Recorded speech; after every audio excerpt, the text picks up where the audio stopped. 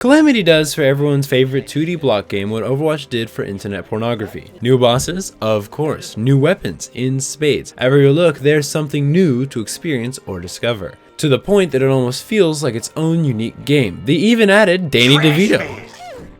On the topic of new additions, we have Ruckus. He's charming, he's dashing, and he is a major contributing factor towards a steady rise in my blood pressure. All of you stay here. Fine.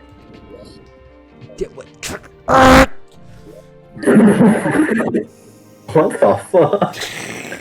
Prior to any such interpersonal difficulties, we had like normal difficulties in the video game, specifically Malice Mode, which at time of recording was the hardest Calamity had to offer. It gave us some serious resistance, and I'm quite annoyed they removed it. However, that rant will be saved for later. In the meantime, I will just center myself around these wise words. Don't cry because it's over, smile because it happened. Adolf Hitler. To experience Calamity's malice, one must first set their world to expert mode, and then, well, what do we name the world, fellas? Finish land. You sound okay? Anyone I was else? thinking Hiroshima, but It's my birthday, you can't tell me no. Opening my starter bag, I obtained the 5 most objectively important items in the game. First, of course, were the difficulty tweakers. Yes, I know you can just pull up the UI, but this is so much cooler. Right. Next is the Calamity music box, without which such bangers as Universal Collapse will be replaced by Moonlord theme. Any of y'all got suggestions? Let me get dogs. I got you. I don't know if we want this guy on Ox. Nah, trust the process.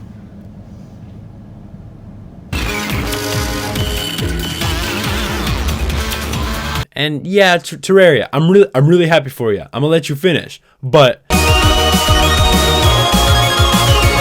And then we have the brick, upon which my entire playthrough was built. It makes me quite happy that the Calamity devs so effectively translated the joy of throwing bricks at homeless people into Terraria. Along with great joys came great perils, as my penis associate would soon find out. pause fanboy. Our world is now filled with juiced up slimes, spheroids, and whatever this thing is. Apparently, its name is a derivation of the term Cnidarian, which is a phylum of invertebrate sea animals.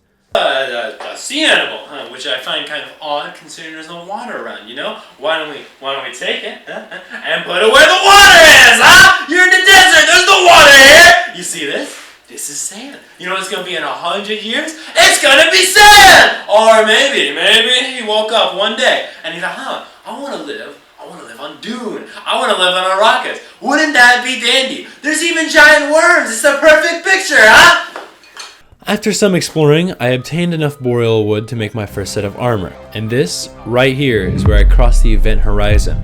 Once that stealth bar appeared on my screen, it was game over, man! Because I now had access to Stealth Strike. When you attack with a full stealth bar, you will perform a stealth strike, increasing both your weapon's damage and functionality, which makes it all the more punishing when you whiff one such strike. High skill, high reward. Just the way I like it. See my several hundred hours playing Spy for more information. As we ventured throughout our world, we discovered that we weren't the first to do so. Some fella Draedon beat us to it, leaving behind his observation logs and laboratories, as well as turrets that I embarrassingly died to multiple times. After some trial and error, I obtained both the schematics to construct his weapons and his logs of the planet. Sometime later, we defeated the Eye of Cthulhu, and afterwards a toxic downpour falls over the wasteland seas, meaning it was time for us to do some fooling in the rain. Like that one song by that one band that I will not be playing here. You see, me and Atlantic Records had a little chat, so...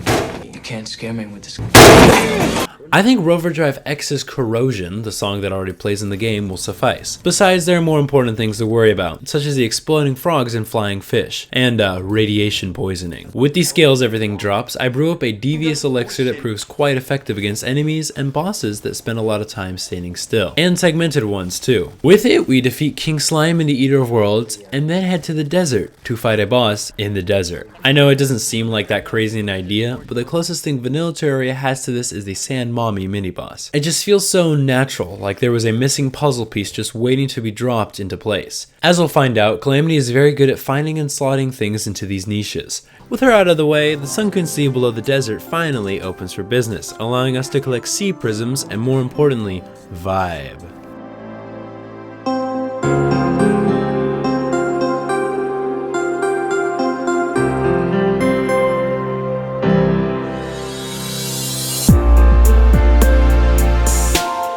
In the quiet moments, Calamity is excellent. And in the loud ones,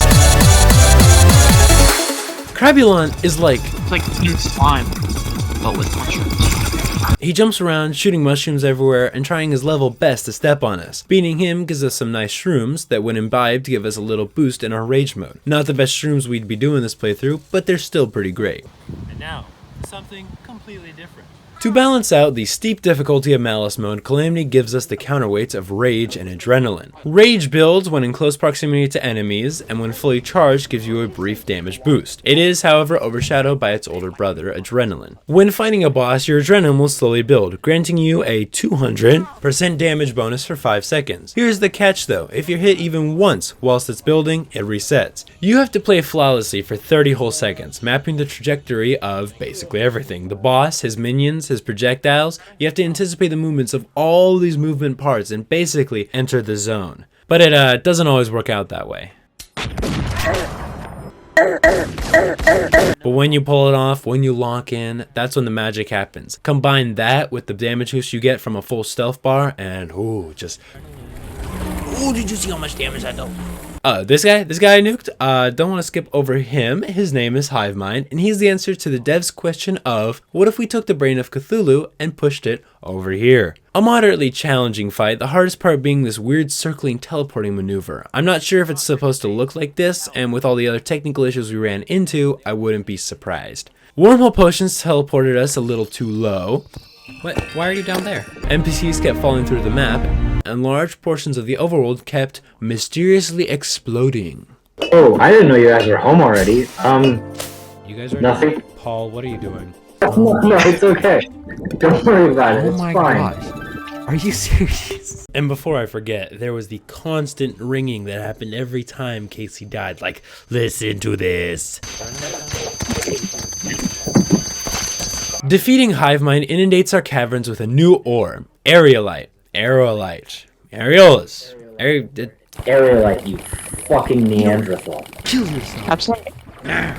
However you say it, we collected a bunch on our way down to hell. Call us the Thinkers. Then we, collective noun, dropped a voodoo doll into lava. Call us the Stinkers. Hell is hospitable as always, but by far the best place to put a timeshare would have to be the Brimstone Crag. Super hot corrosive lava, ghosts, and Nancy Pelosi. What more could you... On the other side of the exterior darkness, wherein the wailing and gnashing of teeth occurs, lies another one of Draedon's labs, this one housing the Murasama. Yes, it is pulled directly from Metal Gear Rising Revengeance, and yes, it does kick butt. It's only usable after Yeron, the jungle dragon, who's a boss we take on after we beat the Moonlord, so we're gonna have to wait a minute or two. That is, unless we name our character Jetstream Sam, or some variation thereupon. Doing this will unlock the sword prematurely and allow us to breeze through basically the rest of the game. Now, power tripping like this can be pretty fun, but I've got to say one of the biggest draws of this whole Calamity thing is the difficulty, and taking that away can really sabotage your experience. My phallic associate quickly discovered one of the other pieces that made this experience so fun.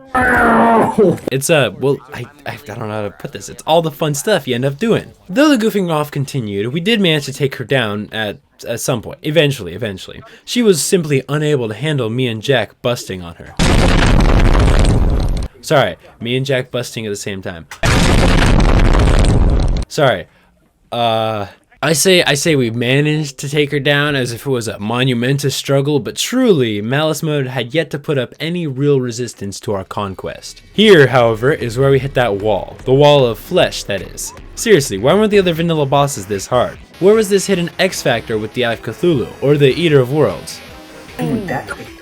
Prior to this fight, we didn't try more than 3 times to beat any boss. The Wall of Flesh, however, took north of 45 attempts. The struggle was almost on par with our previous Empress of Light struggle. Almost. As we worked through his health and the 5 stages of grief, we ended up stuck angry and bargaining. What was pitched most often by our local ginger, who else, was letting his friend, the aforementioned Jetstream Sam, join to trivialize this fight.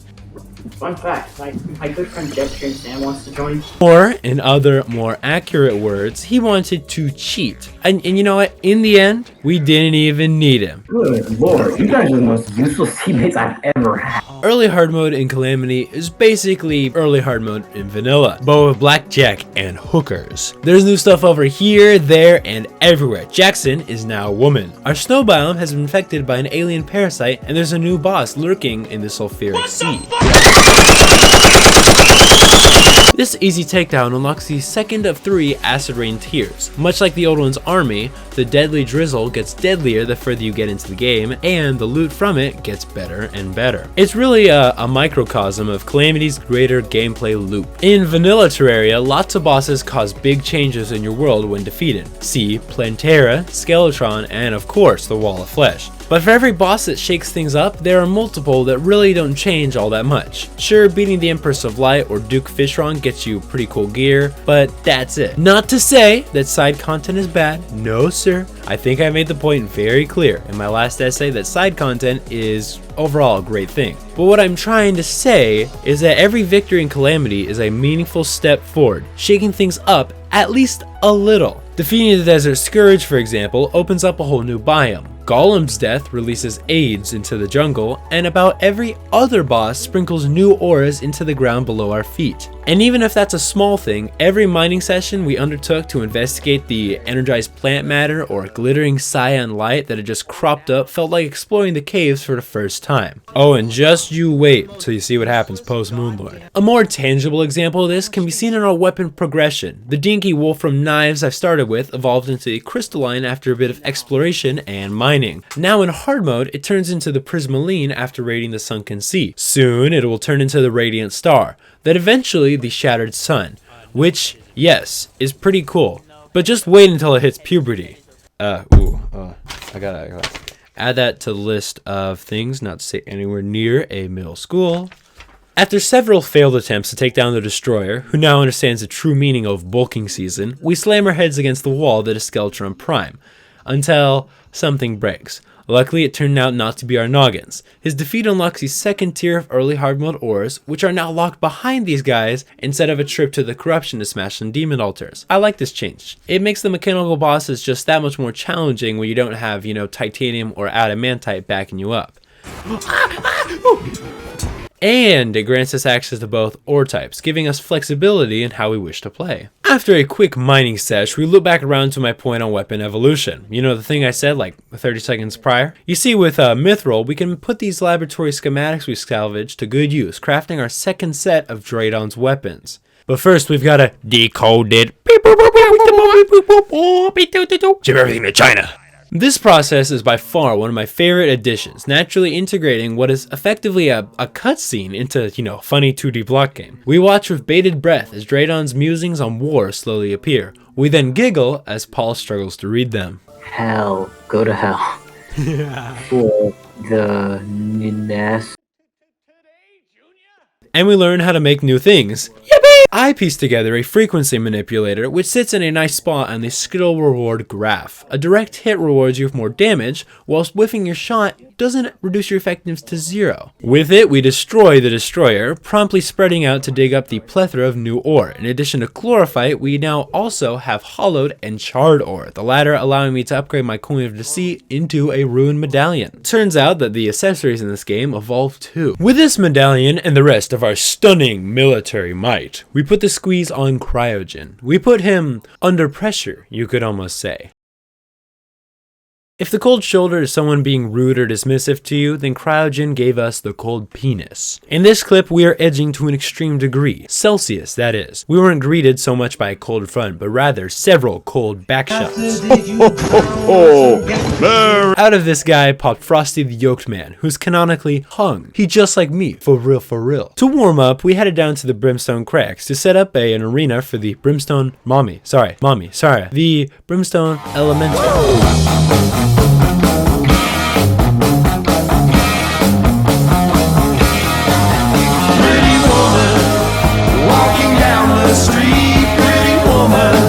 Elemental Brimilkies. Your boobs are huge. Huh? Gonna get a 2 pigs to Pittsburgh, huh? The Brimstone Elemental packs quite the pair. I mean, quite the punch. She flies around serving up a swarm of fireballs and lasers for us to avoid. My favorite part, second favorite part, is the bit where Calamity introduces a whole new phase into the boss fight formula. The Brimstone Elemental, along with several future bosses, will periodically become immune to all damage and let loose a barrage of hard to dodge but telegraphed attacks. Once again, Calamity rewards high skill, as if you can make it all the way through any of these such phases, your adrenaline will most certainly be locked and loaded by the time they become vulnerable. He is the one. This type of phase and, whole design philosophy makes another appearance when fighting Calamity's clone, the titular boss of the mod, as do a whole lot of other things. Seriously, this boss fight it's everywhere. Lasers, fireballs, and of course, fire, like napalm in Vietnam, and they're there, and Robert Black Downey Jr.'s there too. And just as they're getting used to this fact, the aliens show up. Space aliens, and they're hunting them, and one of them explodes. Out from the explosion walks Megan Fox, bouncing with cars, and they turn into robots, and they turn into cars, and then they're in the car and they're driving. They fly off the cliff. They got that bond. They're not family, but they got that friendship bond, stronger than family, and it's as strong as their grappling hook. And they land and they slide, and they're in Gotham City. Something in the way. What's in the way? A massive wall has been constructed to keep the green aliens out, and the brothers, and they're fighting them, but who's there to save them? Matt Damon on Mars, and he's there, and they can jump really high, and they're fighting the ancient demon, but then they wake up from their tubes. They were in the Matrix the whole time. It's two brothers in Vietnam with Megan Fox starring Robert Black Downey Jr. with cars and Transformers and aliens. The movie. The Abyss is hands down my favorite biome in this game. Each of the subsequent layers in here rewards you with better and better loot, while things get more and more dangerous. High skill, high reward. The worst thing you'll bump into in layer 1 will be a jellyfish or something, but those creatures that lie at the bottom are truly terrifying.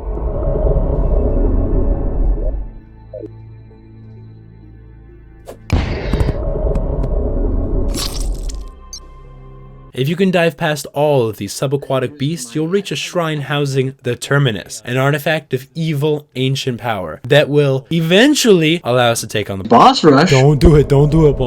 Paul, please, close that chest, close that chest. Paul. Paul, you know what to do, Paul. So, to make it even better, this place has 5 different pieces of music attached to it. Hesitation, Hatopelagic Pressure,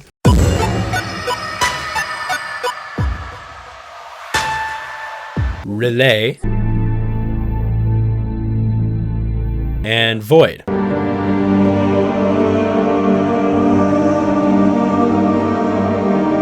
The last one, Terrors of the Ocean Floor, you won't really hear unless you make a slight strategical error, so of course it never came up, not even once. Down here we obtain Luminel, which I used to finally craft the funnier brick. With it we tried to weed whack Plantera a couple times, but we were stopped by her Imagine she's farted.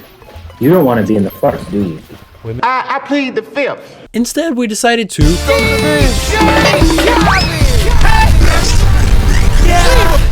All I do is win, no matter what. This is Leviathan, who certainly lives up to the name.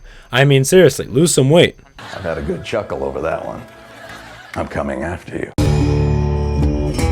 Fighting alongside her is Anahita, the siren, who adds musical notes and bubbles to the meteors already flying around everywhere. In addition to all of this, Casey at one point blew a large hole in the ocean, dropping the sea level by a solid 33%. I think we upset the ocean. You have upset me, Casey. No, my discharge isn't doing enough. No, just shut up. Oh my gosh, I don't want to hear any. I hear a single word in that whining like, I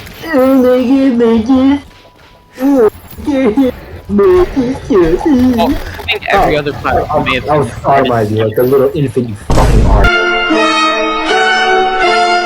Now, we're pretty good at hitting women. I'm sure the portfolio speaks for itself, but man, these chicks got hand. For reference, Mommy and Calamity's clone took 6 and 10 attempts respectively. Challenging, yes, but nowhere close to the wall of flesh. At this point, I was beginning to worry that Malice Mode was supremely overhyped. Now, I may not have been wrong, but in this case it lived up to its reputation, serving us a challenging 15 attempts before we pulled through.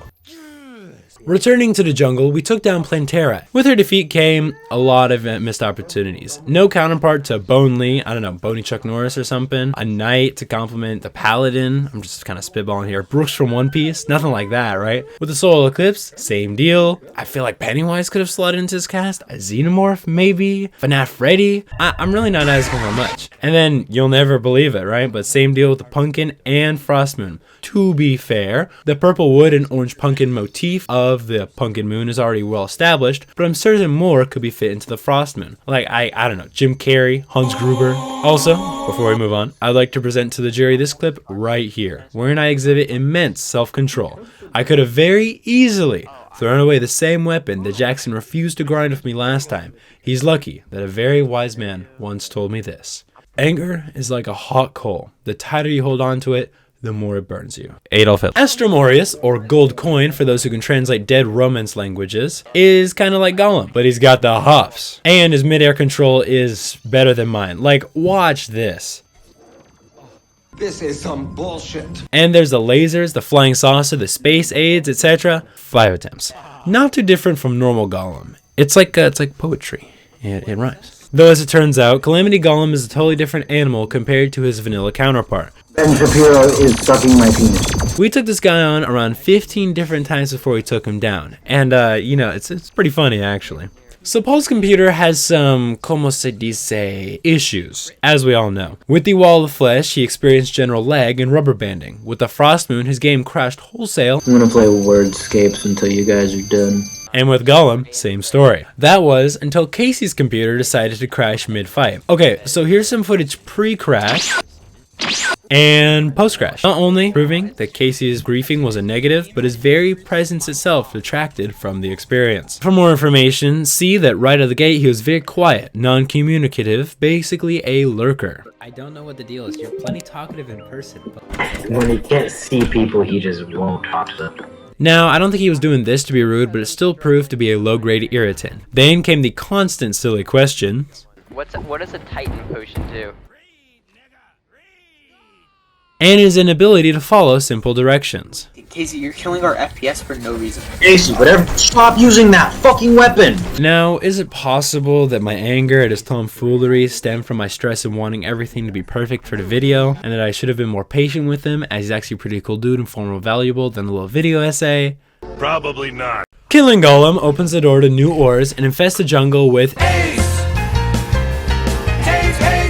and yet another change to this lush expanse, an infection has taken hold, turning regular, God-fearing jungle enemies into satanic, devil-worshipping, technobonic hybrids. They're putting chemicals in the water to turn freaking bees gay! My second favorite of the corrupted bunch would have to be the Plague Bringer. Again, Calamity takes something from the base game and riffs on it. I just love. And no, this isn't the modified Queen Bee Draedon mentioned in his jungle log. This is.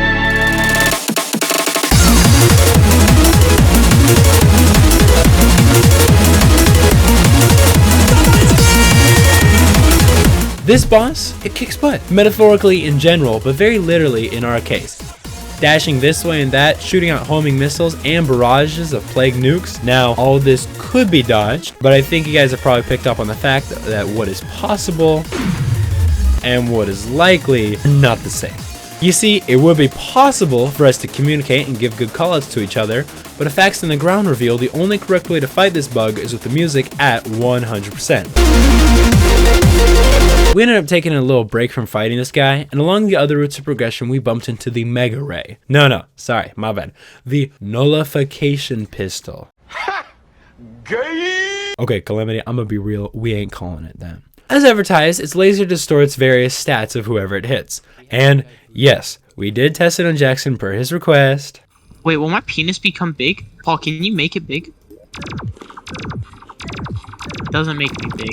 Enough gooning off. In rapid succession, we killed the Bionic Bee, Duke Fishron, and the Ravager. And I gotta say, this guy is a real sore thumb in an otherwise tightly woven game. First, he looks more like something out of Warhammer 40k1000 than Terraria, and second, his attacks don't feel Calamity-y. Take these pillars for example. How they randomly jump around with no apparent method of propulsion, it doesn't really mesh. I can understand why these skulls are flying. They're basically fireballs. I know what a fireball is. That makes sense. But pillars, stacks of rock, they don't really... Otherwise, he's just a hodgepodge. In part, they seem to be leaning towards the techno-futurist post-human angle, right? With some kind of bionic creature here. But there's also a tribal flair with these flaming totems. And then there's a nuke? So he's also North Korean, I guess? And to make matters worse, he didn't even drop a treasure bag. Well, not the first time we beat him. Second time turned out to be the charm, though my general confusion was not assuaged by his lore item. All throughout, these lore items had revealed interesting tidbits about the various bosses we faced, and have done an amazing job integrating the vanilla game into the Calamity story. For example, the mechanical bosses are no longer just mechanized versions of previous opponents, but pieces of machinery designed by Draedon in his quest to perfect weaponry. Whilst Draedon lives on the avant-garde of technology, we do not, a fact made quite clear by Paul's computer. We had finally reached the point where the constant issues and crashing could not be ignored, so our progress stalled as we waited for his new one to arrive. There may also have been a swim meet involved. The point is, us other guys had a lot of time on our hands, and after grinding bosses lost its thrill, we got up to some shenanigans. Silver dye? That might work. Because I'm wearing a hood, so I wanted to make my vanity items white. Perfect. Yes, good. I wonder what Jackson's up to. Hold on, I didn't get all the statues I needed. What are you guys finding so funny? I'm not doing anything bad. And you're watching Disney Channel. I wonder what Casey's up to. Okay. Oh, whoa. Uh-oh. Hey. These statues are amazing. There's two of them. Perhaps say this. Casey. No, wait. No, that was not what I was thinking at all. Mine's better. No. I have. Wait a minute!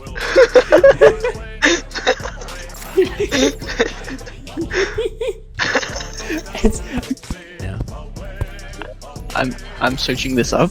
This is like what a grown black person would be calling a little black person. Yeah, Paul, did you see? I'm a KKK member now. Oh, you know what? Good for you. I like that. What?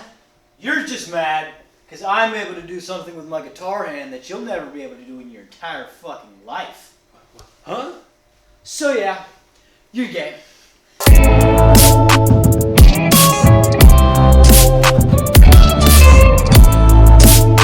It spins very fast once it starts to spin. That's what she said.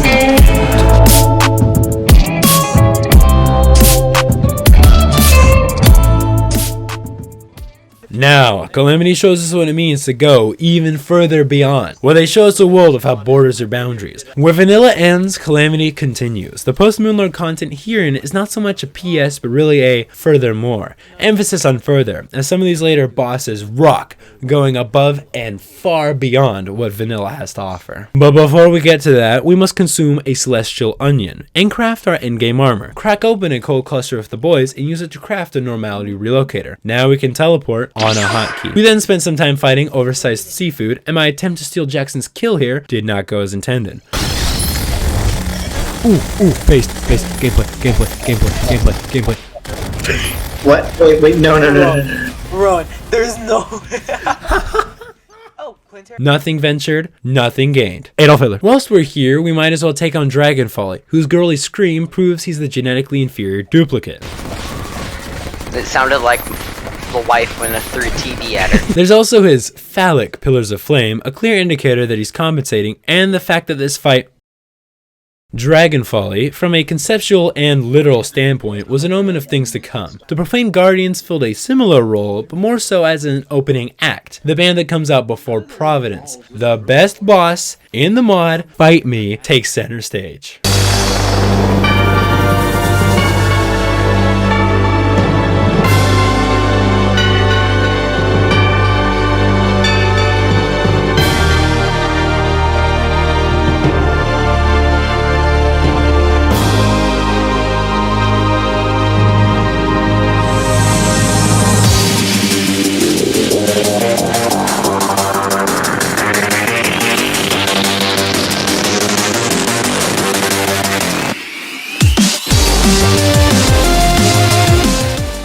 Providence, I don't know. Providence is awesome.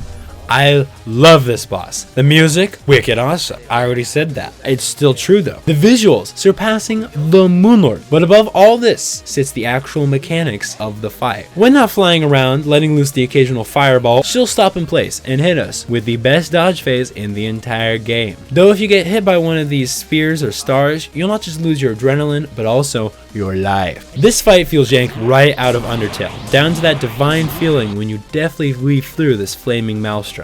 What you're watching here, however, was not our first fight. It took us quite a while to figure this whole thing out, as it should be. We didn't pick up this mod so we could have our hands held, so we could go on a sightseeing tour. No, we came for that malice. It's us versus the world, and we are real men, conquerors, and an easy conquest is a hollow victory. This fight was quite the ride. Several tantalizingly close runs, lots of swearing, as always, and some truly strange comments. Oh, I found the G spot of the dodge phase. You found I Providence can't find what? any G spot, so I'm out of luck. I know what mine is. Who said that? What? Rowan's tested it out before. Yeah, with Casey's mom, because she's got it going on. A couple fights later, we took her down, and if you thought Astrodeus had a cool summoning animation, check this. And thus, with a bang, there goes Calamity's last best boss. Here onward, things took a noticeable downturn. Now, I'm not disparaging the music, as some of the upcoming tracks blow everything else out of the water. The art as well remains quite strong for the rest of our adventure, but without true substance, you're just putting lipstick on a pig. On the 21st of August, 2022, the mod team took Malice out behind the shed, leaving the comparatively easier death mode behind as a poor replacement. And well, so the Malice you've seen in this video is a little different than the Malice that used to be. For one, there used to be exclusive items locked behind it, and at that time it was a lot harder. But owing to player complaints, they tuned the fights to be less unfair and removed these exclusive items. After all, everyone should have access to everything regardless of skill, am I right? When you're bad at basketball, per se, is it the game that should get easier or you who should get better? Should the hoop be lowered or should you work on your vertical? Should the defenders, I don't know, defend less or should you up your game? If you suck at drawing or sculpting, should you improve or tape a banana to a wall and call it a day? Or even worse, just plug in some terms into an image generator and bang, you're a bona fide artiste, ain't ya? Have you ever stood and stared at it, marveled at its beauty, its genius? If there is something out there you wish to achieve, it is you who must change, not the world. Or at least, that's how it should be. Sometimes, people don't heed this truth. That's how we get these cops who can't break down a door, who can't physically handle a hostile suspect. How we get these SWAT teams who can't make it across a zip line. Do these people look like they should be where they are? In the movie Whiplash, J.K. Simmons' character tells a story about jazz legend Charlie Parker, wherein at his first jam session, a cymbal was thrown at his head and he was laughed off stage because the young bird did indeed screw up and was laughed off stage. Though to be fair, the cymbal was only thrown at his feet. Same end though. He vowed to return, went home, cried, practiced like mad, and come next year. And he steps up on that stage and he plays the best motherfucking solo the world has ever heard. Imagine instead if Joe Jones, the drummer, just handed him that verbal participation trophy, that pat on the back. What if he didn't require Bird to break down that metaphorical door, to cross that zip line? Did you know that much like Bird, Jerry Seinfeld was booed off stage when he froze his first time up there? Michael Jordan was kicked off his high school basketball team. Stephen King wrote many stories before his first novel was picked up. And I'm not trying to say these men should be admired for their perseverance. They definitely should, but it's more this. It's not that they succeeded despite their failures, but they succeeded because of them. You think King had a manuscript projected and thought, I mean that's okay, I guess I'll just do more of the same. You think Michael Jordan didn't react the same way Charlie Parker did? And spoilers, Jerry Seinfeld has gotten over that stage fright. Failure doesn't inhibit our growth, but rather encourages it. In the same way, a wildfire in the short term is, not really good for a forest and inhabitants, but in the long term, it brings about greater health and longevity. But I don't just rail against these lowering standards, this participation trophyization of our culture. To a lesser degree, I mourn the opportunities for excellence it takes away. In Ayn Rand's Anthem, society has become stunted, primitive. People, such as our main character, Equality 7-2521, for names are not conducive for collectives living, are assigned arbitrary jobs regardless of their natural talents or abilities. It's a primitive life he and his fellow citizens live. No cars, books, nor electricity. Light is provided by candles, and Equality 7-2521 works as a street sweeper despite his intelligence. But when he tries to innovate to step outside his societally set boundary, he's shunned and admonished. There's no place for excellence in the world of Anthem. Finally, we come to Kurt Vonnegut's Harrison Bergeron, a more extreme take on Ayn Rand's societal concerns. In it, those of above average intelligence are kept in a dull mental fog. Those with excessive physicality are restricted, bound. Those who are beautiful are forced behind masks. Those who are excellent are pulled down, kept within standard deviation of mediocrity, but if someone is genuinely exceptional, this is not about you, Bob. This is about Dash. You want to do something for Dash? Then let him actually compete. Let him go out for sports. I will not be made the enemy here. You know why we can't do that. Because it'd be great! It's bleak, and I certainly hope we never end up in that future. But currently, we are trending that direction. So this is my ask. Allow us to be excellent. Let us have that extra step up, that extra level of difficulty. Oh, and this remark here, about how no tester beats in the Exomex on Malice mode when it released. Pathetic. Let them play expert mode. Let them play death mode.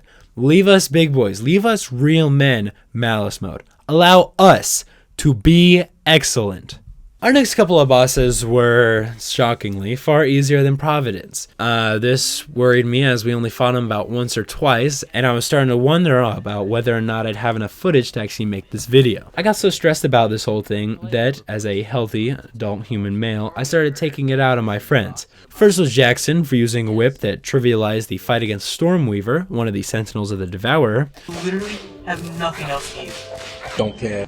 Don't care. Still. And then there was Casey, who decided to summon the Martian. Wait, guys. I found something that can all bring us together. Man. I'm about to get an upgrade for my whips anyways, once we beat Poltergeist. Alright.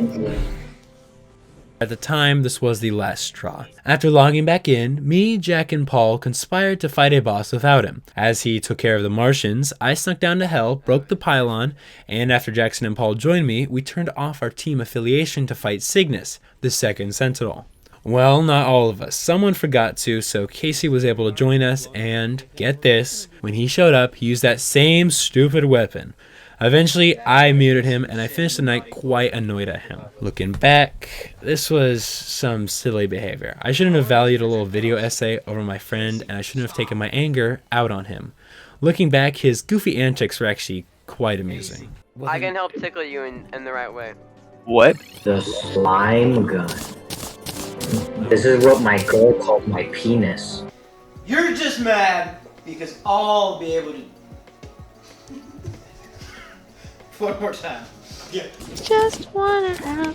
That's all I really want. I'm going to reach across the table and rip out your vocal cords, Jackson. Press a key to blind yourself for 5 seconds? It can't possibly be the set mode. It should lie in the No, it's actually that. You press a key to blind yourself for 5 seconds, but massively boost your range damage. I just beat my wife with my penis. You can. Oh, awesome. Thank you, Allah.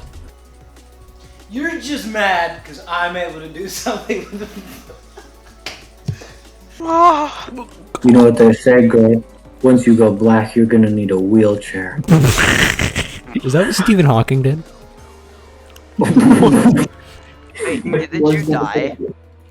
Yes. Good riddance. Oh my god. So you were like the least survivable player I have ever met. Why am I burning? The vigorous slapping of my torso against his ass cheeks. Our third Sentinel resides in the dungeon proper, being a dark mass of void energy. It's a very strange fight with him alternating between dodge phases, then vulnerability phases, and I liked it.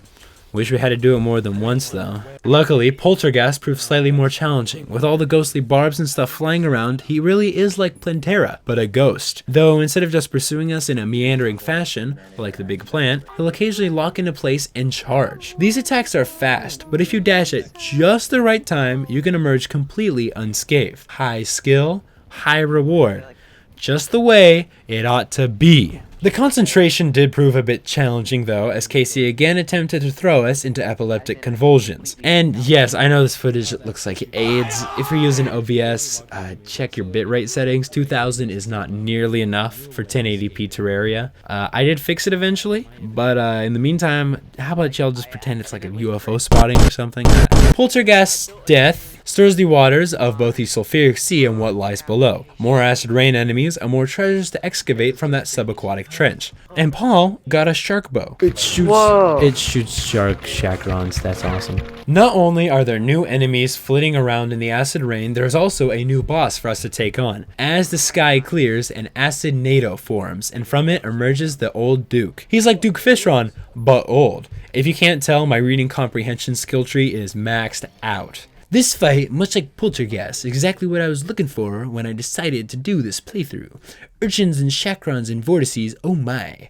All this compounded by the old Duke's erratic and swift movements turned the sulfuric sea into a bloodbath. And, just like we did with the Empress of Light, we ended up taking a slight detour to power up. I say slight as if me and Jackson didn't spend 2 odd hours just...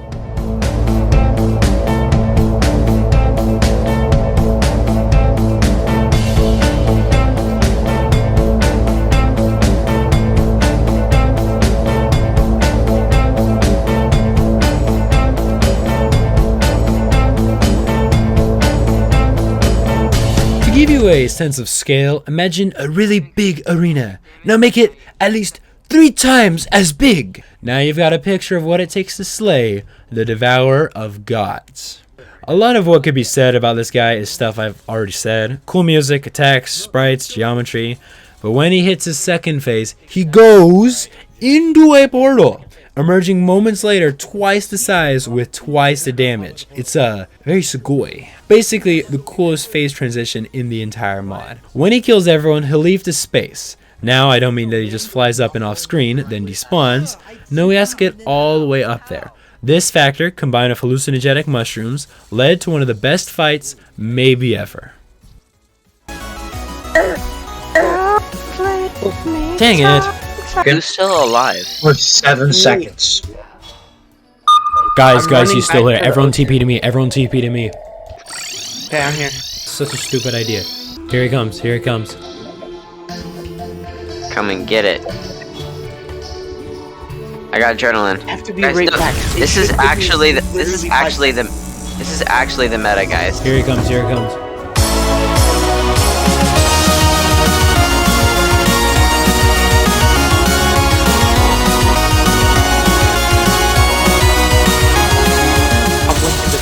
What? Dude, yes! I better get top. Oh my gosh. High five, Miles. Oh my game. Oh. With the DOG out of the way, the Pumpkin Moon, Frost Moon, and Solar Eclipse all power up, becoming roided and railed to the bone. No new enemies, sadly, but with a Zerg potion, there were a lot of them. And before we even realized it, we were in the endgame. From what I had heard, these last few bosses were the best Calamity had to offer. Even without Malice, I believe that Yeron, Supreme Calamitous, and the Exomechs would prove most excellent challenges to finish off our wild playthrough.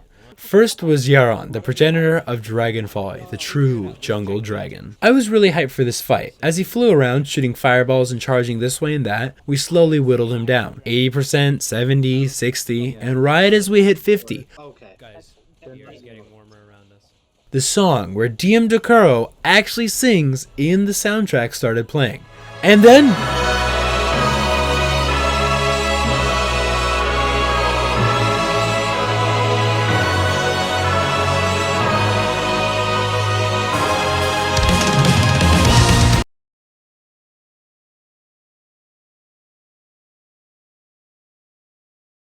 You didn't like that, did you?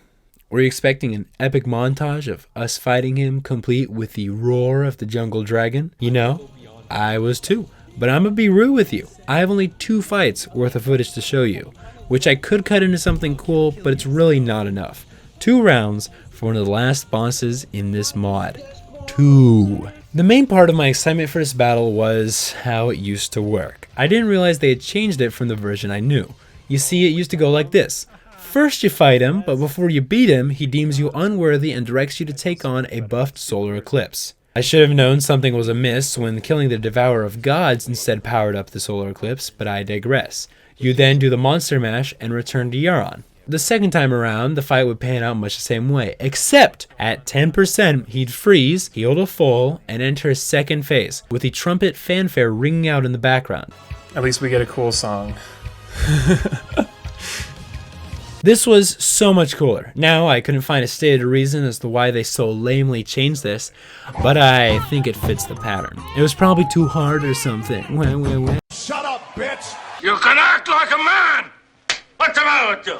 After mining this powerful new ore, we could have either taken on the namesake boss of this whole mod, Supreme Calamitous, a juiced up version of the Calamitous clone, or the Exomex, the final, perfected version of the mechanical bosses. Of course, in saving the best for last, we went with Supreme Calamitous, crafting the Altar of the Accursed and setting up shop next to our, statue collection.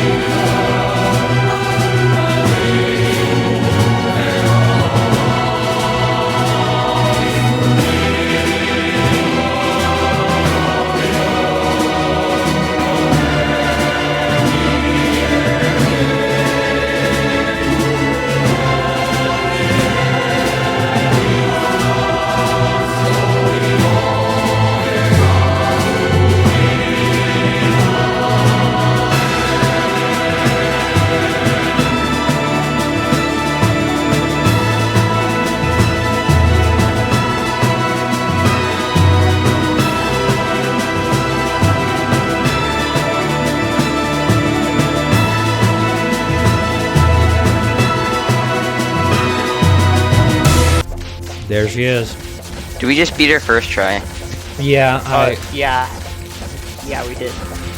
I'm as mad as hell, and I'm not gonna take this anymore! No! Son of a... It's alright, it's fine, it's fine. Acing the final boss, what should have been the hardest challenge in the whole mod? No problem. It's just a video game. A video game that royally fumbles it in the end zone. The end zone, it's the final boss. How do you screw that up? Final verdict. Calamity does an excellent job building off of and into the vanilla Terraria experience. Where Terraria has, Calamity has more, expounding upon design space the vanilla game explores and carving out entirely unique terrain all its own. The items are unique and dynamic. The weapons from beginning to end fit in perfectly and feel great to use. I'd even label them, some of them quite sexy and or awesome. The armor, the NPCs, the lore, the everything is great. Except that one thing. An integral part of any adventure is difficulty. If the climb to a summit is arduous, it makes the view all the better. A character's victory is sweeter with every loss it took them to get there. Beating that boss made all the more euphoric for every time you failed too. This is where Calamity fails. Yes, I tried Infernum before you comment, and no, it wasn't good enough. Though I have hope that one day Calamity will get there. I know it'll be hard, but you know, that'll make it all the better when they finally pull it off. For now, it's been fun, but I think I'm done here. Ronin Reviews, signing off. I know you're out there. I can reach you now. I know you're afraid. Afraid of what we can do. I can't blame you. I don't know the future. I didn't come here to tell you how this is going to end. I'm here to tell you how it's going to begin. I'm going to press this button and reach out into the cold dark of space. And once you show up, we're going to show you and your mechs how it's done. We're going to show you a world without nurse or damage camps. A world without you or Yarim. A world where anything is possible. Where we go from there is a choice I leave to you.